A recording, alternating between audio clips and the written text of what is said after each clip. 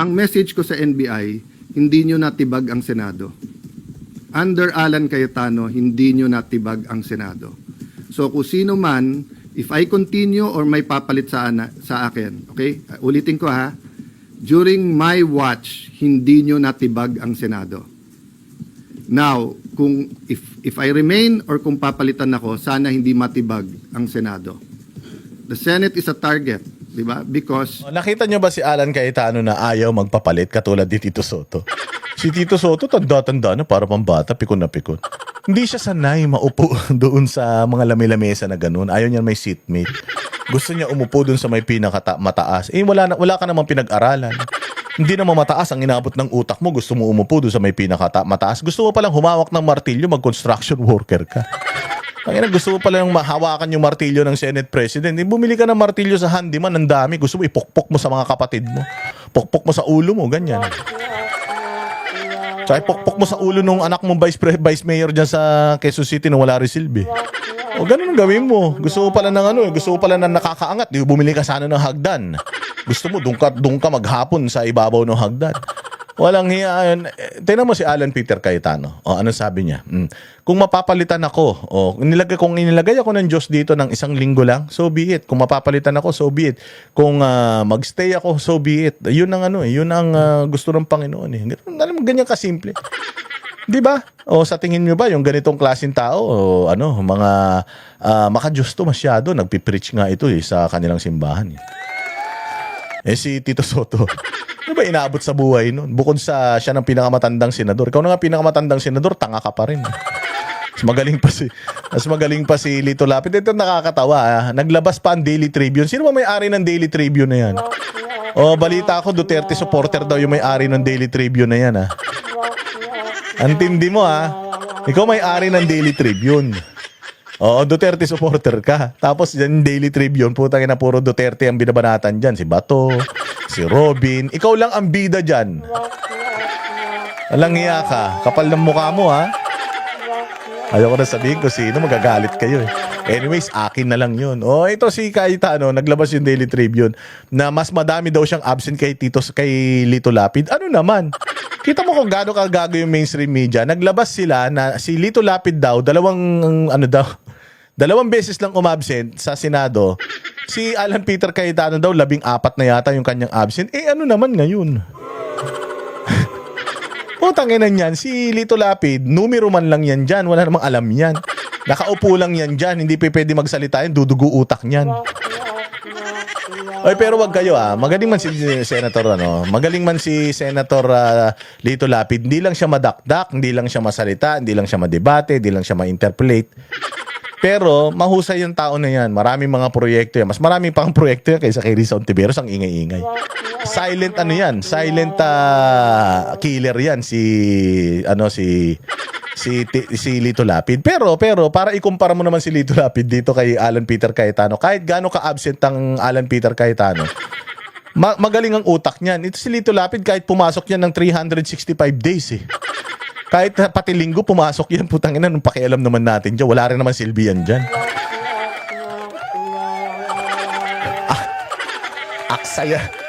Aksaya lang yan sa POM. Sa POM ng upuan, nasisira yung upuan niya. Walang hiya, Pero kudos kay Lito Lapid, kahit na kumampi yan sa minority, maayos na senador yan. Hindi nga lang siya matalino, hindi siya epal, hindi siya pala salita, katulad ni Tito Soto na bobo naman. Salita na salita. Wala man pinag-aralan. Gusto pa maging senator judge. Che! Inang yan. Galit na galit siya sa taong bayan, Nung lumabas siya ng Senado, tas binuhos-buhusan yung sasakyan niya ng tubig, galit na galit siya. Sira ulo, nanonood date bulaga lahat yun. Lahat siya nanonood date bulaga, galit na galit ka. Kung wala yung mga tao na yun, wala manonood sa inyo. Ang tatanda nyo na, hindi na kayo marunong mag-entertain. Diyos ko po, ano pa? we are the last line of defense sa pagdating ng hindi impartial na impeachment. We're the last line of defense sa budget. We're the last line of defense sa charter change. We're the last line of defense. Yun ang kinakatakot nila. Alan Peter Cayetano, ang Senate President. Tapos, ipinupush nila yung charter change. Ayaw ni Alan Peter Cayetano, no? Kaya gigil na gigil si BBM. Kasi gusto nila ng charter change. Gusto kasi nila, humaba ang termino ni Bongbong. Putsang ina niya, yung buhay nga niya, hindi niya mapahaba. Yung pan-termino niya. Ano ba kayo? Para kayong mga baliw. O, isa pa. O, syempre, budget na. O, di ba? Usapin na ng budget. O, tapos magkakaroon pa ng impeachment. O, kaya ngayon, ito syempre si Alan Peter Cayetano, abogado man yan. Makikita man niya kung chinacharot siya ng prosecution. Di ba? O, so yun ang kinakatakot nila. At isa pa talagang kinakatakot nila mga bossing, yung magkaroon ng Senate Blue Ribbon Committee. Pero para hindi naman masyadong kabahan, si Ping Lacson, hindi niya na inilagay si Marcoleta doon. Siguro member pa rin si Marcoleta nung sa Blue Ribbon Committee, pero iba na ang chairman ng Blue Ribbon Committee. Tinanggal na kay Lacson, wala naman nagawa si Lacson. Wala naman ginawa si Lacson kundi magpropaganda. At saka pagtakpan yung mga yung mga amo niya, tapos sirain yung mga posibleng makakalaban niya sa Cavite. Kasi siyempre, sabi nga niya 2032 tapos na siya. Anong plano niya sa 2032? Siyempre, kung hindi na siya magsesenador dahil hindi na siya mananalo sa buong Pilipinas, diyan na lang yung sa Cavite tatakbo. Ganun lang naman yun eh. Kabitenyo yung mga yan. Kaya nga sabi ko sa inyo, si Senator Bong Revilla, naging biktima yan ng politika dyan sa Cavite. So si Cayetano yan eh. Yari sila. Ano pa? Kung merong gustong yumurak o sumira sa ating democracy. I'm not saying we, the Senate, but leadership matters. Di ba? So, dun sa nagsasabing take responsibility, kayo pumasok dito, kayo na maril eh. Tapos kami pagre-resign ninyo. Dapat kayo mag-resign. Di ba? Pati yung mga ibang nagsasabing take responsibility for the shooting. I take responsibility for my reaction. Di ba? So, kung mamato ako dito, batuhin niyo ako pabalik, kayo magre-resign. Ako na mato eh. The one who takes, you take responsibility for your action. So I will take responsibility for my reaction, how I handled everything. But I cannot take responsibility for them shooting at us. Confirmed na, may gunpowder yung hinuli. Sa loob ng Senado hinuli yun ha. Until this time, may nagsasabi sa Pangulo na ang NBI daw nasa GSIS, wala daw dito sa loob at hindi daw nagpaputok. So makikita mo there's a lying all over going around. If they can lie with that simple thing, 'di ba? So sabi ko nga sa grupo namin, guys, hindi pwedeng maging general rule yung ginawa ng NBI. Tinetesting nila yung Senado. Unfortunately, dati maraming nag-i-invoke dun sa spirit ni Salonga, Recto, Tanyada, yung Osmeña, Rojas, yung ating mga greats, di ba? In the past, pagka inattack ang Senate, nagka-come together lahat ng senador. Ngayon, algorithm at political bias na. That's what's sad about. Nako. Galing talaga ni Alan Peter Cayetano. May ganyan bang mga interview si Tito Soto? Napansin nyo na Senate President siya, may ganyan siya interview. Wala. Puro may ikli lang, parang umuungol. Kala mo tinitira sa tumbong eh. Ganun lang magsalita yun. Kala mo uminom ng 5 Red Horse eh. Naman. Ganun lang magsalita yun. Pero kita mo si Alan Peter Cayetano, di ba? Smooth. Lahat ng tanong nyo, kayang sagot. Abogado eh. Putya yan ang makukuha nyo pag Senate President nyo. Magaling lang na magpatawa. Kung ang experience, pag tinignan mo yung resume, experience, singer, comedian. Walang iya buti pa to si Senator Bato de la Rosa kahit paano nagtapos ito ng criminology. Tingnan niyo ito nakakatawa rito mga boss. Nakakatawa itong si Senator Robin Padilla dito. Itong mainstream media kasi, tawa ako ng tawa rito talaga kasi itong mainstream media walang pinagkatandaan. Tanong sila ng tanong, paulit-ulit lang naman yung tanong nila. Tapos yung mga itinanong na nila noon, lumalabas naman na sa social media, may mga interview naman na dati, tapos tatanong nila, parehas pa rin. Ini-expect nila na pag tinanong nila yung tao, laging sasagutin sila ng iba. Pare-parehas lang naman. Hindi talaga competent itong mga mainstream media. Nag-aral pa ng journalist yan, pero tatanga-tanga.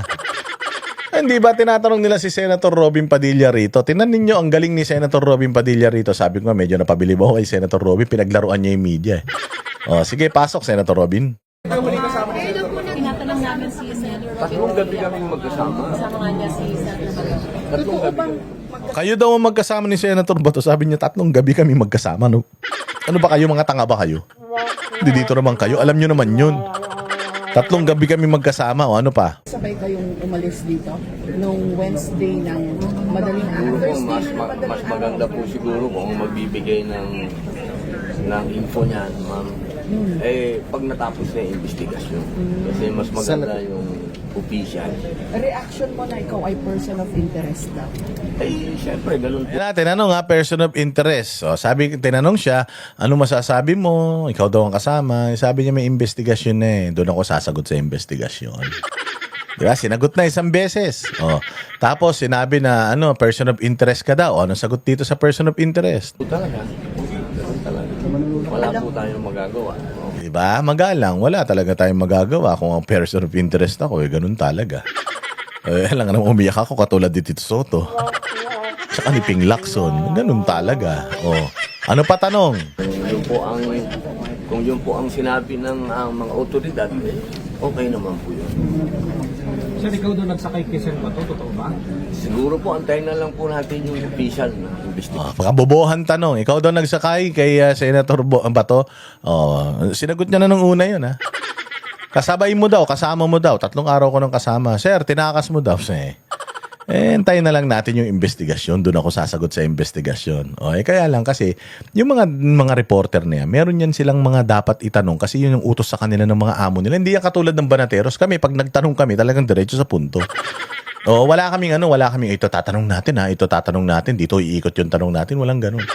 Pag nagtanong kami, yun talaga yung gusto namin marinig yung sagot. Tsaka hindi na yung obvious yung sagot. Alam na namin yung sagot eh. Pero tinanong ulit. Unang tanong, tinabla ni Robin. Pangalawang tanong, tinabla ulit ni Robin. Tingnan mo kung ganong beses nila paulit-ulit yan. Sir, were you spotted in the NAIA terminal with Senator Bato? Saan po? At the NAIA terminal, were you spotted with Senator Bato? Ay sa airport. Ay, siguro naman po, walang sense naman yun. Bakit naman kami magpapakita sa airport pa? So magkasama nga po talaga kayo. Magkasama kayo, sir. Yes, sir, no, sir. Hintayin na lang po natin yung investigation. Akala kasi nila masyado sila matatalino. Akala nila kaya nilang totoyin si Robin eh. Totoo ba na nakita kayo sa airport? Gago. Di umamin ako na magkasama kami. Tanga. Tsaka magpapakita kami sa airport pa. Tsaka sino makakakita sa amin sa airport kung nandun, kung halimbawa, ang mga senador kasi, merong VIP lounge yan. I remember, nung minute namin si Inday Sara sa Davao Airport, merong VIP lounge doon. Walang nakakapasok doon. Hindi dumadaan yung mga politiko sa normal na daanan ng mga tao. Walang makakita sa kanila doon. So kung nandoon siya sa VIP lounge, sinong mag-aano sa kanya? Sinong magsasabi na nasa VIP lounge siya? Hindi pa pwede yun kasi yung mga nakalagay na tao doon sa VIP lounge, dahil nga VIP lounge yun, mapagkakatiwalaan yun. Chismis lang na naman yan. Tapos ngayon tinatanong yung chismis, so nakita daw kayo doon, ha? Ano kung may nakita ron? Hindi naman ako pupunta na airport. Diba? Chismis, fake news, galing yan sa mainstream media. So, may tinanong lang po kasi na nasa airport daw. Wala ako sa airport. Who were allegedly escorted the senator. Antayin na lang natin, ma'am. Diba, panibagong kabobohan. Tinanong kung magkasama kayo, ang sagot alam mo kung matalino talaga kayo mga media kayo. Alam nyo na yung itatanong ninyo will implicate Senator Bato de la Rosa and Robin. Sinabi niya na kanina na there's an ongoing investigation. Doon ako sasagot sa investigation. Tinanong siya ulit, sir, nagano ba kayo ganito? May investigasyon. Tapos nag-attempt na naman. May investigasyon. Kita ninyo, kala nyo kaya nyong i-break si Robin? Hindi nyo kayang i-break si Robin Padilla kahit ganyan niya. Nakala nyo kasi masyado nyo minamalit. Mas matalino sa inyo. Kaya nga siya senador. Kayo, putang ina ninyo eh. Hanggang ngayon, mga amoy pawis pa rin kayo ng mga reporter eh. Habol pa rin kayo ng habol sa politiko. Pero ang dahilan bakit nila maghintay? Siyempre po kasi may official na investigation. Bobo no? Anong dahilan? Ba't kailangan pa kami mag-intay? Putang ina nyo, investigador ba kayo? Sinabi na nga niya na may investigasyon eh. Di ibig sabihin, official yun. Kailangan nyo talagang mag-antay. Gusto sumagot pa sa inyo? Ang ina ninyo, kung ako nga kay Robin Padilla, hindi na ako nagpapa-interview sa mga ulol na yan eh. Kaya na kahit naman anong sagot mo sa mga yan, sisirain ka pa rin naman ng mga yan sa mga media network nila eh. Diba? Pero goods ka dyan, Senator Robin. Mahusay ka. Siyempre, paggalang po yun sa otoridad. Pero, sir, aaminin niyo lang naman o i-deny? Mas maganda. Tangina mo, ba't mas marunong ka? Paasawa ka niya? Aaminin mo lang naman o hindi din na. Ano yan? Interpellation? Ano yan? Interrogation? O eto ka, pakyo ka. O okay, Robin Padilla, eto ka, sino ka? Putang ina mo ka. Pinapasahod mo ko? Tapos sasabihin mo, tax namin papasahod. Tax mo papasahod sa akin. Di singilin mo rin si Martin Romualdez at si Bongbong sa mga ninakaw nila. I don't owe you an explanation. Sinabi ko na nga na rumirespeto ako sa proseso May investigasyon na. Gusto mo sagutin ka pa hindi. Sino ka? Utangin na ka. Anong channel yan? Robin Padilla. Sabi mo sa akin para banata natin araw-araw. Ang mga iyakin ng mga reporter hindi nila makuha yung sagot nila. Kasi nga, pagka wala silang sagot na maayos na nakuha, wala silang sweldo. Ninyo mga bayaran kayo pare-pareho. Maganda po yung official para, kasi But you're the official kasi you're the ang dami-daming kwento. Ito, may kwento pa na nasa airport. Pero nasa Pira Pilipinas naman. kasi, May sir. kwento pa. Sir, may May chance kwento ba? pa na yate. Sir, may chance ba na umalis si Senator Bato sa bansa, Makausap niya sir? na ulit siya. May chance ba na umalis si Senator Bato? Putang ina, si Senator Bato ba siya? Bobong media May chance ba umalis si Senator Bato sa Pilipinas? Putang ina, ewan ko sa kanya kung aalis siya. Pero ako sa tingin ko hindi naman aalis yun. Pero he's the right person to ask those questions too. Ay na mga inutil na mga mainstream media to. Wala kayo talaga. Putang ina, hanggang dyan na lang kayo. Saan ba to?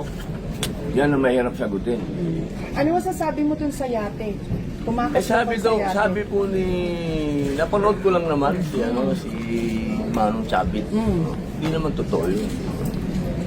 Hindi po totoo yung naya, hindi totoo yung You were placed Yate. you were placed in the scene at around 3 o'clock daw, Senator Robin. wala po yun. Hindi po totoo. Ano po yung reaction nyo patungkol sa podcast ni Nas and Aimee tsaka ni Ma'am Maria? Na pinagtanggol ka nyo po. Ay, maraming salamat. Ano mo kabobohan? Putang ina, kita mo kabobohan. Senator Robin, ano po ang masasabi mo doon sa podcast ng ni Senator Aimee at saka ni Mariel? Pinagtanggol ka ni Mariel. Utangin nyo. Gago, itanong nyo kay Robin kung hindi siya pinagtanggol ng misis niya.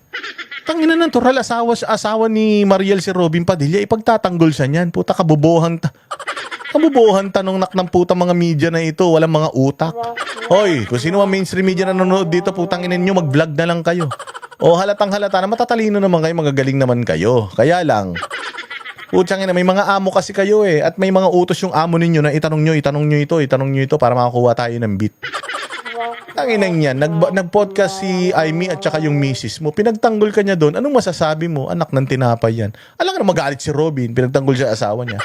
Kung si Robin Padilla, sinabi ni Mariel, tarantadong tao yun. Sinabi nung asawa mo ni Mariel, tarantado ka daw. Ganun ba? Humanda siya sa akin sa bahay. Di ba? Natural yun. Common sense, anak ng tinapay. It's not rocket science. Bugok? Sino ba yun? Asawa ko. Asawa ko yun. Siyempre, lahat gagawin nun. Diba? Mukhang tanga, asawa ko yun. Natural, lahat gagawin nun. Kahit sinabi ko, tumambling siya, tatambling siya. Walang yung mga mainstream media to, walang utak. Ano pa, Robin? Sige, babuyin mo. Wala sa plano niya yun. Why are you... Hindi Bakit? gagawin ni Bato. Bakit, sir? Mahal niya Pilipinas. Totoo po ba So- sir na nasa Davao siya? Ngayon? Naku, di ko alam.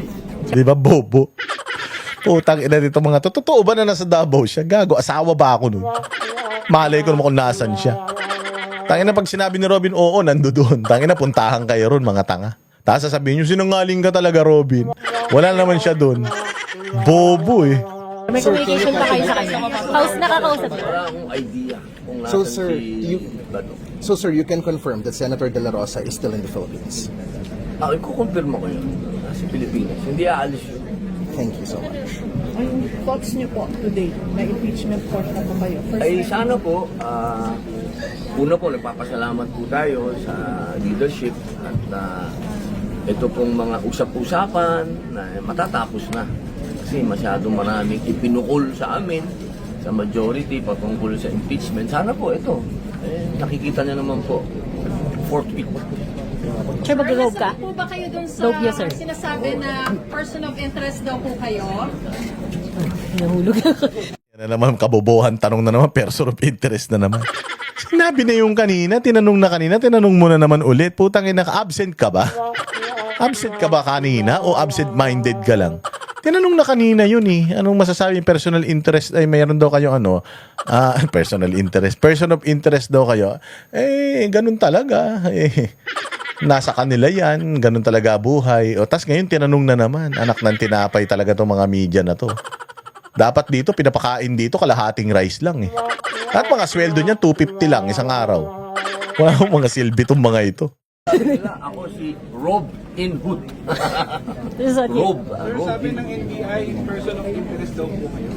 Wala po tayong magagawa. Irerespetuhin po natin. Otoridad. Ang ina, 3 beses tinanong.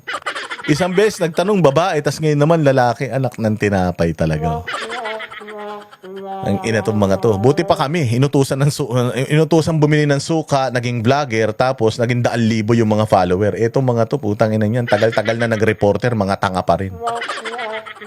Kailangan niyo po umalis ng Senate if he's protected here. Bakit umalis pa po siya ng Senate? Tanginang yan, no? Ba't daw kailangan pa umalis ni Robin sa Senate? Puta, hindi naman siya dyan nakatira. Walang hiyang mga tanong niya, no? Pang grade 1 eh. Siguro po si Bato lang mga kausap niyo dyan. Tungkol dyan. Kasi ako, umuwi lang ako ng bahay. 3 araw na akong nahanap ng asawa at anak. Senator Padilla. Kayo daw ang nagmaneho for Senator Bato. Nako, tayo na yung investigasyon. Senator Padilla. Bakit nako-confirm niyo po na hindi totoo yung Nakakahiya nangyayari kasi, sa nakakahiya na sa inyo pa ako nauna. Mas maganda sa investigasyon ako magsalita. Pagkatapos ko sa investigasyon, di tsaka ako nakakahiya naman sa otoridad. Sana maintindihan niyo. Senator Padilla, what can you say about Sa pagdulong kay Senator Bato sa paglabas sa Senate. Well, sabi ni Senator Alan, wala naman warrant si Bato. Sir, kung wala siyang warrant, bakit nagtatago siya? Bobo, no? Kung wala siyang warrant, bakit nagtatago siya? Puta, gusto niya. Paki mo. Lalaro sila tagu-taguan. Kung wala siyang warrant, bakit nagtatago siya? Putang ina mo ka, bobo ka, wala kang nakita. Di mo nakita yung nangyari dyan? Unang araw, pagpunta niya dyan, putya pinaghahabol siya sa hagdanan na dapa-dapa nagpagulong-gulong yung tao. Tapos nagkaroon pa ng putukan, putang ina mo ka, hindi siya magtatago. Tarantado rin talaga tong mga mainstream media na putang ina ninyo. Sa totoo lang, maliligo kayo talaga ng mura sa akin dahil ang bobobo ninyo. Alam ninyo kaya sikat na sikat ang mga vlogger ngayon kasi ang tatangan nyo eh. Bakit siya magtatago? Wala naman siyang warrant of arrest. Anong paki mo? Gusto niya magtago eh. Anong walang warrant of... Kasi nga, pag hindi siya nagtago, lalong gugulo dyan sa Senado. Nagkabarilan na nga, nandiyan dyan siya. Yung ngayon, tinan mo, wala siya dyan. Nagkagulo ba dyan? May NBI ba dyan ngayon? May NBI ba dyan sa may GSIS? Wala, di ba? O di sana, kung itong putang inang GSIS na ito, talagang gusto nila ng reinforcement sa lugar nila, baka nagsusuntukan yung mga empleyado nila.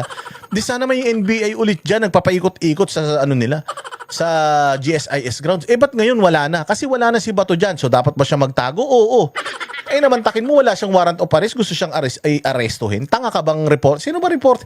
Ano nga, pakalanan mo nga yung reporter na yan para pag nakita ko yun dyan sa Senado, kukutongan ko yan na walang tunog. Tanginan to, bobo.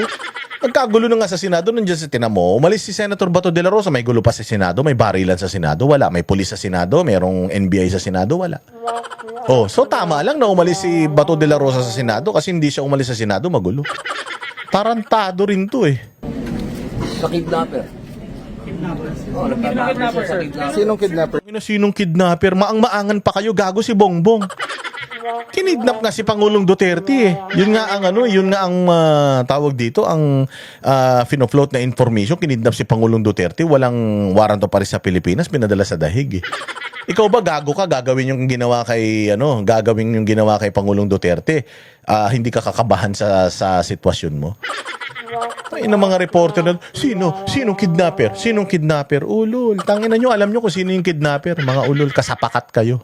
Says, pwede kong ipadala siya sa Dahig, RA 9851. Sila, RA 9851 na naman. Puta, site ka ng site ng RA 9851, di nyo naman alam kung anong laman niya.